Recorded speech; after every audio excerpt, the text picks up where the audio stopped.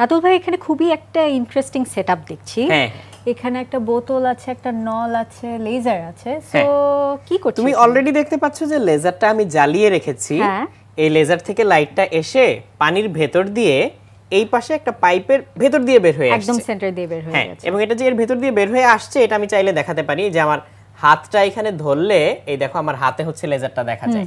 তুমি যদি এই কাগজটা আমাকে দাও, আমি এই কাগজেও আলোটা ফেলতে পারি। এই দেখো এর ভিতর দিয়ে লেজারটা এসে এই কাগজে লাইটটা পড়ছে, তাই না? একদম এই যে একদম সোজা বরাবর এসে কাগজের মধ্যে লাইটটা পড়ছে। তো এটা দিয়ে আমরা আসলে কি করব? আমরা বাসায় ইন্টারনেটের কানেকশন নেয়ার জন্য যে অপটিক্যাল ফাইবার ব্যবহার করি সেটা কিভাবে কাজ করে আমরা এই এক্সপেরিমেন্ট করে বুঝে যেতে পারবো। Wow, very interesting. তুমি দেখতে পাচ্ছ যে এইখানে বোতল ভর্তি পানি আছে, কিন্তু এই পাইপ দিয়ে পানিটা কিন্তু পড়ে যাচ্ছে না। এটাও কিন্তু একটা মজার বিষয়, তার কারণ এই বোতলের মুখটা আটকানো। আমি খুব সাবধানে মুখটা খুলে দিলে দেখো কি হয়। রেডি? রেডি।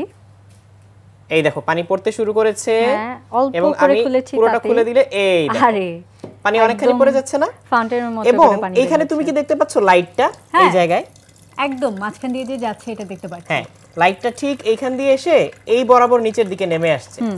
এমন কি আমি যদি এখন এখানে হাত দেই, এই দেখো আমি এখানে হাত দিলে আমার হাতেও লাইটটা দেখা যাবে।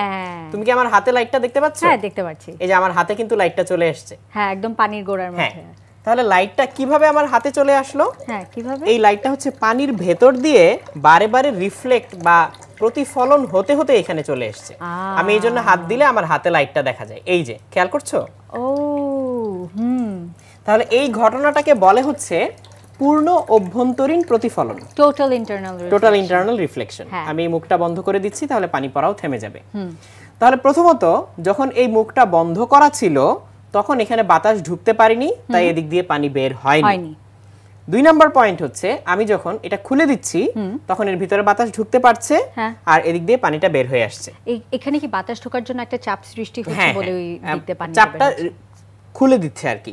এই মুখটা যদি খুলে দেই তাহলে হচ্ছে চাপটাকে আর ধরে রাখতে পারে না, এর ভিতর হচ্ছে বাতাসটা ঢুকে যায়। চাপের জন্যই হলো এতক্ষণ ধরে এখান দিয়ে পানি বের হচ্ছিল না, এখন হচ্ছে পানিটা বের হচ্ছে। কিন্তু ইন্টারেস্টিং ব্যাপার হচ্ছে এই পানির সাথে সাথে লাইটটাও বাঁকা হয়ে নিচের দিকে পড়ে যাচ্ছিল। আমরা তো জানি লাইট সোজা যায়, তাহলে কেন লাইট বাঁকা হচ্ছিল? কারণ লাইটটা যখন পানির ভেতর থেকে বের হওয়ার চেষ্টা করে তখন এই পানির ধারার চারপাশে কি আছে? বাতাস আছে। বাতাসটা পানির চেয়ে অনেক হালকা। আমরা পানিটাকে বলতে পারি ঘন মাধ্যম আর বাতাসটাকে বলতে পারি হালকা মাধ্যম। ঘন থেকে হালকা মাধ্যমে যাওয়ার সময় এই পূর্ণ অভ্যন্তরীণ প্রতিফলনের ব্যাপারটা ঘটে।